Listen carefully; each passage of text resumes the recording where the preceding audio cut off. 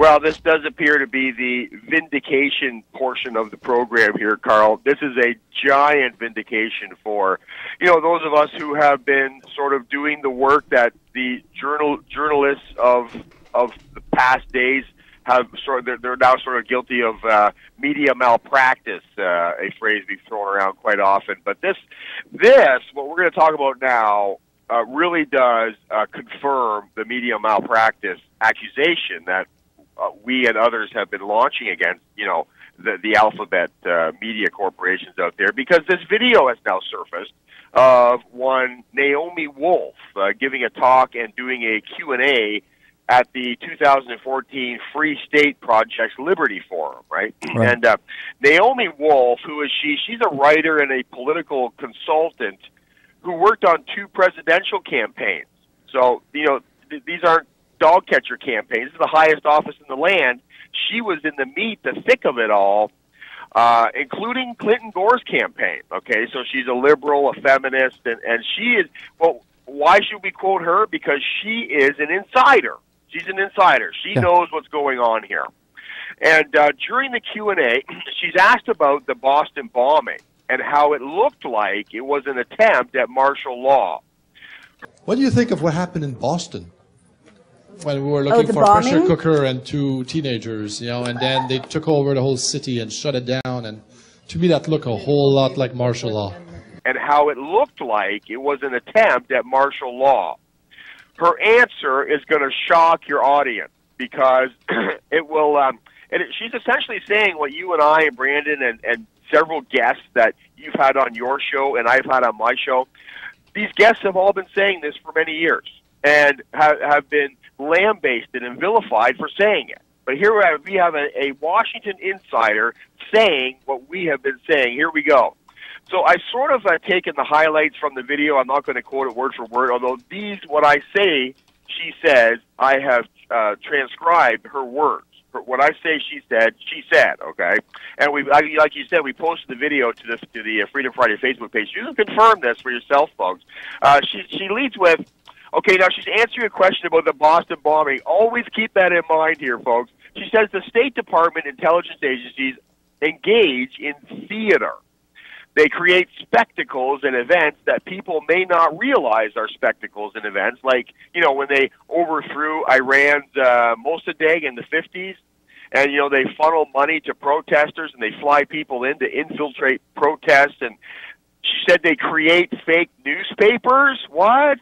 And so on and so on. Then she says that she believes that a law has been passed in the U.S. that makes it legal to propagandize American citizens. And she couldn't remember the law details during her answer to the question about the Boston bombing, But she says that she remembered it was part of the NDAA. After the break, we're going to talk about that, because I did all the research on that for you guys today for her also. Okay, but I'm good. Sure she's probably up on that now. And and let me just... So, all over the world, we know, it's well established, the State Department and intelligence agencies engage in theater, and it's what they do, it's spycraft, to create spectacles and events that people may not realize are spectacles and events, but that, well, like the overthrow of Mossadegh in the 50s in Iran. They'll funnel money to protesters, they'll, fly people in to infiltrate protesters, they'll create fake newspapers, and so on. So we know that this happens in countries around the world. I believe that a law has been passed in the United States, I think it's part of the Defense Authorization Act, I need to confirm this, that, now makes it legal to propagandize American citizens. Do we know about that? Yeah, it's true. And is it in the NDAA or is it in something else? Do we know? It's a separate bill. It's a separate bill, and it's been passed. It's now law. Do we know what 2 years ago? Do we know what the name of it is? I don't remember, but I reported on it. Oh, thank you. Will you send me the link? Yeah. Thank you. And let me just break in. You and Brandon have reported on the NDAA in the past, so that's going to just dovetail in. But let me just remind our listeners, everything you're saying is shocking, but our listeners, folks, if you will go to freedomfriday.carlgallups on Facebook, freedomfriday.carlgallups. We've posted this video. You can watch it. It's only 4 or 5 minutes long. And it's Naomi Wolf who is an author, a journalist, and the former political advisor to Al Gore and Bill Clinton. I mean, a dyed-in-the-wool Democrat who's admitting the government is involved in fakery and hoaxes. And they have been since 2012 in a big way. They've actually passed laws that allow them to do this. This is a Democrat saying it. All right, go ahead, Mike. Right, a true insider. And she goes on to say that she says, quote, "We have entered an era in which it is not crazy to assess news events to see if they are real or not real. In the United States as well as overseas." And then she says, in fact, it's kind of crazy not to. Yeah. Now let me just stop. And you know, as a journalist, to say these words, just I can't tell you with what a heavy heart I say them. But we've entered an era in which it is not crazy to assess news events to see if they're real or not real. And in the United States as well as overseas. And in fact, it's kind of crazy not to. Now that vindicates 100% Freedom Friday. And you and me and Brandon Bigby and a lot of the guests we have on. Because, for example, of course, we all know the political reasons why they tried to trash me all over the world media, literally from London to New York City and everywhere else, about Sandy Hook. And they titled their articles about me because I had endorsed Trump and it was coming to the Florida primaries, and they were trying to discredit me to make Trump look stupid. And they put the title of Trump supporting pastor is a Sandy Hook hoaxer. He thinks no one died at Sandy Hook. Well, I've never said that. Neither have you. Neither have we on Freedom Friday. But what have we said? We've said you need to question that government narrative. There are some things that stink to high heaven. That's all we've ever said. And the liberals have challenged us even for asking questions. And now we've got Naomi Wolf, who is an advisor to Al Gore and Bill Clinton, saying, oh, no, that's exactly what they do. They do engage in hoaxes and staging of events. And what does she say? We'd be stupid not to question these events. Right. So who are the crazy ones, Carl? Yeah. The crazy ones, only a very select few of us are not crazy. She says the crazy ones are the ones who refuse to question these things, and not only question them, but don't stop questioning until you get the answers. I mean, Wolfgang Halbig has been questioning Sandy Hook for years, and people have tried to run him off the road. Yep. You know, this man, his life is in jeopardy on a daily basis. He's practically bankrupted himself. Just please answer these questions. And they won't. That simple. That's but nobody wants to. And you know what? He's the sane one, according to this Washington Insider. Yeah. And on conspiracies, go ahead.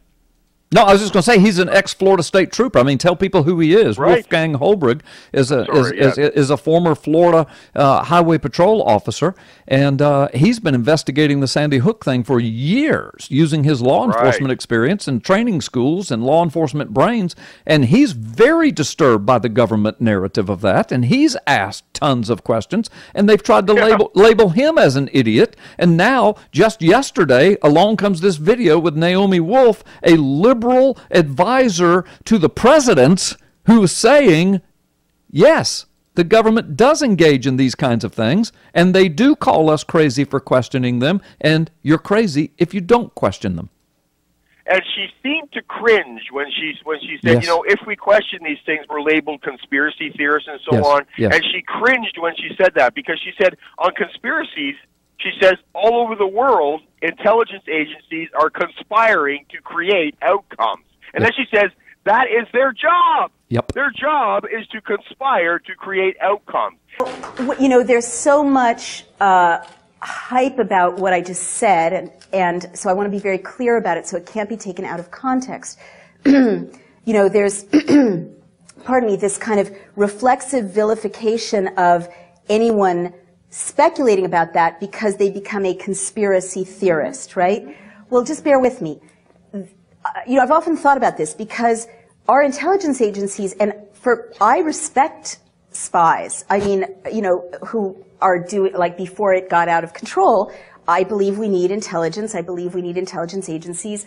I don't think there's anything dishonorable about being in the intelligence services if you obey the Constitution and the law. But all over the world, our intelligence services are engaged in conspiring to create outcomes. That's their job. That's how they're successful. Their job is to conspire to create outcomes. And now she says it's legal to propagandize in the United States. And then she says this, Carl, this is amazing. She says, there seems to be, to her, to be more and more events in the news stream that seem to be subsidized by the government. She says, we need to be skeptical of what we see in the news stream. She says she is personally skeptical of news events which seem more theatrical than normal. So now that it's illegal to propagandize in the United States, it doesn't surprise me that there's more and more products coming up in popular culture, more and more events in the news stream that seem to be, to my eye, to be subsidized. Let me give you some examples of that. I'm not talking about Boston right now. I'll get to that. We also talked earlier about infiltrators, right? And how they provoke violence. This is well established. So if we know that infiltrators by the police, NYPD, they've been documented, or other police forces, dress up like people they're not and provoke violence, why is it unthinkable that there might be spectacles that might drive an outcome in the news stream? Let me give you a couple of quick examples. And all I'm saying is we, unfortunately, and I have to say this to my fellow journalists as well, we've entered a time in which we need to be very skeptical about the news stream and look at it critically and ask for more verification and more inquiry. And that's just being good reporters. And it makes it like this. There's spectacle fed into the news media in China. There's spectacle fed into, like Chile. How did Pinochet, engage in his coup? He created photographs of a cache of weapons that the terrorists had, hidden. Was it real? Was it not? Most historians think it wasn't. I mean, this is like not unusual, in the process of creating a closed society. So, if laws have made it legal to assassinate American citizens and legal to propagandize them, why should it be crazy or weird to think that that might be for a reason, right? All right. I saw the movie Zero Dark 30. Thank you very much. And I have worked on 2 presidential campaigns, so I recognize political talking points. And I wrote a piece saying, this reads like the Pentagon signed off on the script. Because there were like chunks of political talking points identifiable to anyone who's worked in Washington, right? And you don't come up with those if you're a writer writing a screenplay. And everyone was very upset. It was very controversial and scandalous. But in fact, belatedly, a news story came out saying that in fact the Pentagon had, I think, subsidized some of it, but had certainly consulted directly on the script. And I see more and more TV shows about the CIA and more TV shows about spies and gigantic blockbusters in which surveillance is normalized and gigantic blockbusters in which people are tortured to get them to talk in a way that might exonerate people who actually tortured people to get them to talk in Guantanamo. And there's all this money being pumped into these unaccountable, terrorism fighting things. And now there's no law preventing that money from going through front organizations right into popular culture. So that's of interest to me. And so another thing I want to say, and there's so many people waiting to ask a question, but I just need to say this, is I'm skeptical of certain news events that seem more theatrical than the norm. Now that's an amazing thing because people have pointed out the theatrical nature of some of these events and how Craigslist has ads that where they're looking for crisis actors, quote unquote. I've even captured some screen grabs of these ads. I mean, this is a real thing. And now remember now, this woman, all she's doing is she's an advisor to the Clinton-Gore campaign and another U.S. campaign. I wasn't able to find out which one that was. A question about the Boston bombing. This is her answer. and she worked on 2 presidents. This is a Washington insider answering a question about Boston bombing, but she closes her answer on Boston by saying, there is no investigative journalism anymore. And she said, we need to investigate Boston more, interview actual people, etc. And then she says, finally she says, to train citizens to be journalists. No one's verifying it. Journalists aren't in a position to follow up on anything anymore because budgets are slashed and there's no investigative reporting. All this nonsense can enter the media stream for purposes that have to do with advancing agendas because no one's checking. That's all I want to say about that.